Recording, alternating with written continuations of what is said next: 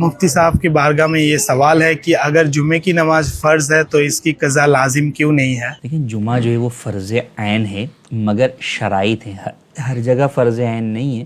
شہر کے اندر فرض ہے، گاؤں دیہات کے اندر جمعہ جو ہے وہ فرض نہیں ہے۔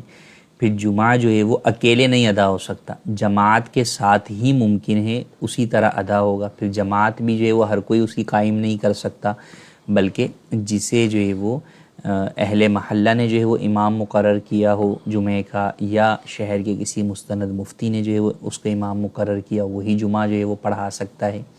تو یوں کچھ شرائط ہیں جو عام نمازوں سے ہٹ کریں۔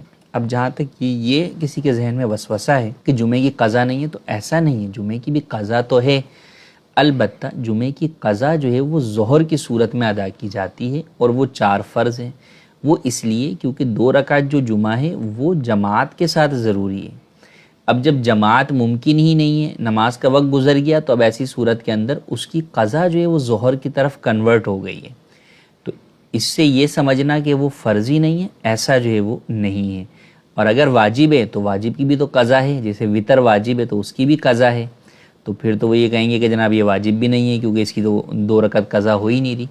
تو یوں اپنے طور پہ قیاس آرائیاں کر کے دینی احکام کے اندر لوگوں کو اپنے طور پہ یوں چیزیں بتانا یہ ہرگز درست نہیں ہے۔ جو چیز قرآن و حدیث سے ثابت ہے اسی کے مطابق جو ہے وہ ہمیں عمل کرنا چاہیے۔ قرآن کریم کے اندر جو ہے وہ باقاعدہ سورہ جمعہ موجود ہے، تو لہٰذا جمعہ کا جو حکم ہے فرضیت والا وہ فرض عین ہے۔